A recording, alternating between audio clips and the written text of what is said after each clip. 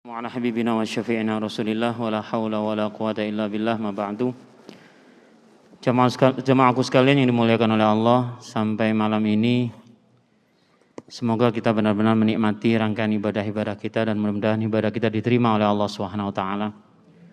Lewat itu kita berharap mudah-mudahan Allah melimpahkan berkah dalam kehidupan kita, dalam keluarga dan rumah tangga kita, khususnya untuk putra-putri kita. Mudah-mudahan Allah selalu hiasi mereka dengan akhlak yang karimah, ilmu yang barokah insyaallah. Kalau saat ini masih ada yang sakit, mudah-mudahan diberikan kesabaran, kesembuhan.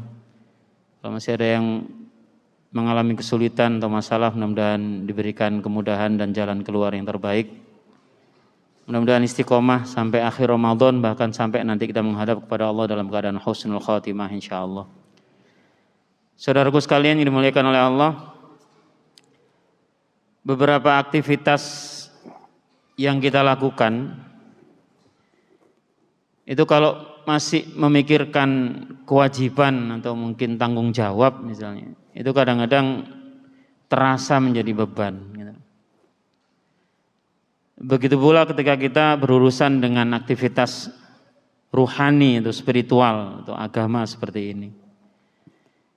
Kalau panjenengan melakukan rangkaian ibadah di bulan Ramadan ini sebagai penggugur kewajiban, akan terasa nanti. Terasa bahwa ibadah-ibadah ini membatasi, mengurangi hal-hal yang mungkin di luar Ramadan bisa kita nikmati, bisa dengan leluasa kita lakukan dan sebagainya. Baginda Rasulullah SAW menyatakan orang yang benar-benar ridha Allah sebagai Rabb-nya, Islam sebagai agamanya dan beliau sebagai Nabi dan Rasul, dan itu dikatakan 3 kali, saat pagi dan saat sore. Dalam sebuah hadis sahih beliau mengatakan seperti itu, haqqun 'alallahi ayyurdiyahu. Kata beliau, maka dia punya hak atas Allah. Hak ya.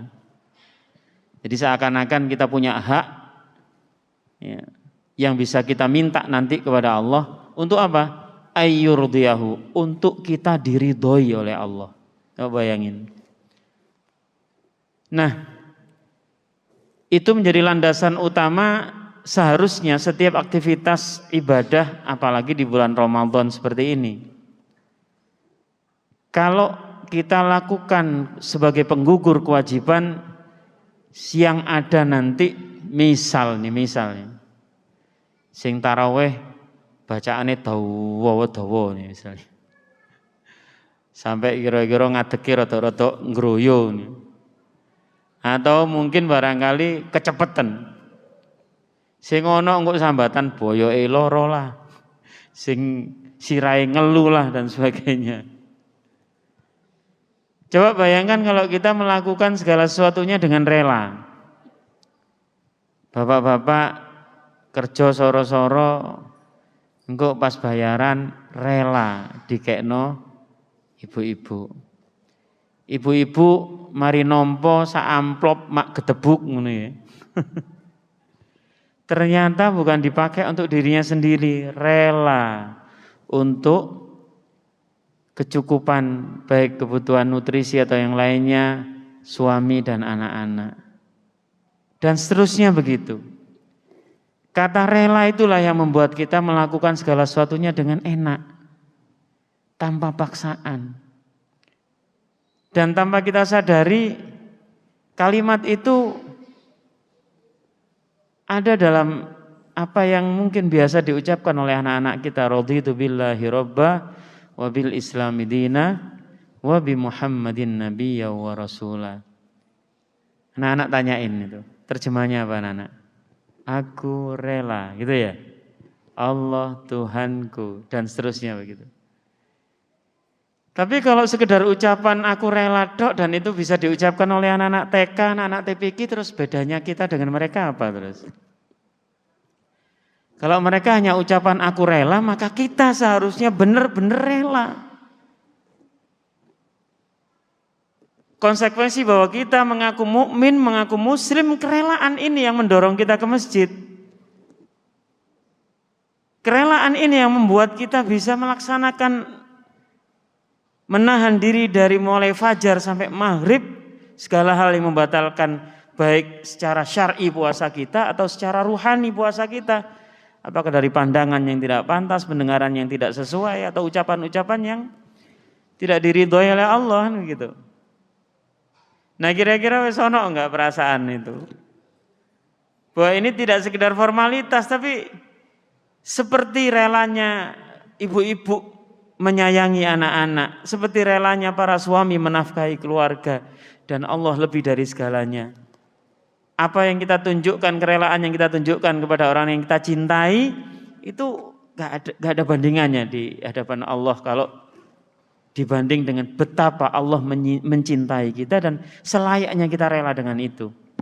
Ketika Allah memerintahkan kita untuk puasa, ketika kita diajari oleh Allah untuk menahan diri, menahan nafsu, ketika kita diajari untuk ya apa sih carane siklus hidup yang ideal, ya Ramadan ini. Ibu-ibu bangun kira-kira nek biasa dino biasa gitu, 3:30 kawanan apa keawalan Bu kira-kira Bu? Subuhnya jam 4 lebih loh soalnya. Jam 4:15 apa jam 4:18 ya? Ya. Tapi coba saat ini Ramadan ini jenengan bangun jam 3:30, ya apa coba rasanya? Nabiak gak karu-karuan. Waduh, anakku gak sahur ini dan seterusnya itu. Itu rela itu. Di mana kita dibangunkan di saat sangat-sangat awal di luar kebiasaan kita, tapi kita dengan amat sangat sadar melakukan itu dan kita bahagia. Kayak gini jarang-jarang loh Pak. Tiap malam ya Pak. Kira-kira ada yang betul-betul sudah istiqomah 11 rakaat tiap hari ya.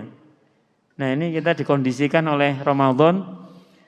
Tiap malam kita bisa qiyamul lail fi Ramadan 11 rakaat. Ini luar biasa ini. Terus mau ngono sik gak trimo sampean kan ya. Eman mosok mari tarawih semaro ngono cangkruk, ngopi. Gak enak kan? Apa yang jenengan lakukan? Maca Quran dan rela jenengan. Nikmat sekali. Kesadaran itu yang akan membuat kita insya Allah ketika kita mengatakan aku rela Allah sebagai Tuhanku, jenengan gak akan berkeluh kesah, jenengan gak akan ngersulo, jenengan akan melakukan ibadah-ibadah ini dengan nikmat, tidak hanya terlaksana tapi juga menikmati. Dan akhirnya nanti ketika jenengan ridho Islam sebagai jalan hidupan jenengan, jenengan juga akan senang dan bangga. Tidak sekedar identitas kita yang tertulis di ID atau di mana, enggak. Ini satu hal yang benar-benar membuat kita punya kebanggaan gitu. Kalau jenengan misalnya moro-moro dicapi ya, dilabeli keluarga, misal ini keluarga kerajaan atau keluarga presiden. Ya, misal kalau di Saudi itu ada fasilitas khusus untuk keluarga kerajaan. Misalnya haji ditutup gitu ya, atau haji sudah kuotanya penuh ya. Katanya saat ini cuma membuka untuk 1 juta jamaah. Kapasitas normal untuk haji itu biasanya sampai 5-6 juta gitu jamaah. Berarti ini pasti ada pengurangan yang luar biasa signifikan untuk jamaah Indonesia. Karena Indonesia sudah 200.000 lebih kan gitu ya. Muga-muga nanti tahun ini bisa berangkat. Itu keluarga kerajaan, ono stempel keluarga kerajaan gitu aja. Itu bisa ngundang orang lain untuk melaksanakan ibadah haji di luar prosedur. Nah, danio sampean moro-moro dicap keluarga Gusti Allah. Bisa Pak? Bisa. Ya. Akrimu ahlallahi fil ard. Kata Rasulullah begitu. Muliakan keluarga-keluarga Allah di bumi. Ya Rasulullah, man ahlullah fil ard? Wahai Rasulullah, ono ta keluarga Gusti Allah ono bumi gue. Ya sana gitu kan. Jenengan yang darusan habis tarawih itu keluarga Allah itu. Hum ahlul Quran. Ya. Makanya saya kalau Ramadan ini di pondok saya 2 juz ba'dal asar terus baca kitab. Nanti 2 juz ba'dal tarawih nanti baca kitab. Ya, untuk seluruh santri minimal ya, saya wajibkan mereka berkelompok. Ya apa carane nggak tahu 1 hari, 2 hari, maksimal 3 hari khatam. Ya, keluarga kecil saya sendiri beranggotakan 7 orang, itu juga tiap 3 hari sekali harus khatam Al-Quran. Nah, ini istimewa Allah kondisikan. Yang terakhir, ya, kalau kita memang benar-benar rela baginda Rasulullah SAW sebagai nabi dan utusan kita, kapan kita niru beliau? Kapan kita benar-benar menyukai segala yang ada hubungannya dengan Rasulullah? Di antara tandanya adalah kita benar-benar menghidupkan kecintaannya. Kayaknya sampai Rasulullah kan mengatakannya begitu. Ya. Addibu auladakum ala thalathi khisalin. Ajari anakmu 3 hal. Ternyata 3 hal itu enggak langsung diajarin keimanan atau rukun Islam dan lain sebagainya, diajarin fikih atau apa.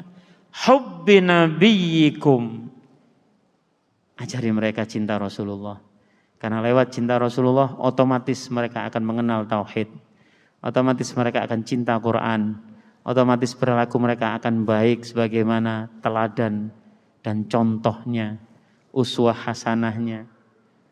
Menarik sekali ini. Para jamaah sekalian, ayo dinikmati betul nih. Nikmati bukan pura-pura atau mek gaya-gaya tok, ya. Sing gaya-gaya iku mohon maaf, engko sing misale menuju 10 hari terakhir terus moro-moro brondoli ya iku gaya tok iki. Mohon maaf. Gak nyindir, nutuk ini ya. Karena tiap Selasa pagi walaupun 1 bulan sekali kan ketemu saya untuk ngaji hikam kan gitu. Noto awak, noto perilaku, noto akhlak kita kepada Allah dan kepada Rasulullah serta kepada sesama gitu ya. Itu mungkin barangkali saudaraku sekalian yang dimuliakan oleh Allah. Ya, saya hanya memberikan garis bawah tebal bagi kita semuanya. Jangan sampai Ramadan ini gagal, ya, karena banyak orang yang dicap gagal oleh baginda Rasulullah, gak oleh apa-apa kecuali luwe mbek ngelak. Ya, kalau kita cuman bisa menahan lapar dan haus tok, itu bukan puasanya orang dewasa, baru puasanya anak-anak gitu ya. Tapi kalau kita sudah mudah mengendalikan pandangan, mudah mengendalikan ucapan dan pendengaran, mudah mengendalikan emosi, pikiran, bahkan sangat mudah untuk diajak seluruh zahir batin ini tunduk di hadapan Allah. Sujud kita bukan sekedar meletakkan dahi, tapi kita betul-betul menikmati sujud kita. Rukuk kita tidak sekedar membungkukkan badan, tapi kita betul-betul menikmati rukuk kita.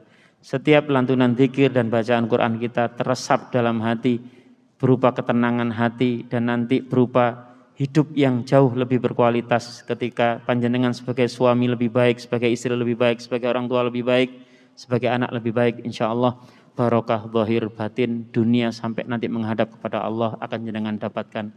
Aku qouli hadza fa astaghfirullah wa lakum ajmain. Wassalamualaikum warahmatullahi wabarakatuh.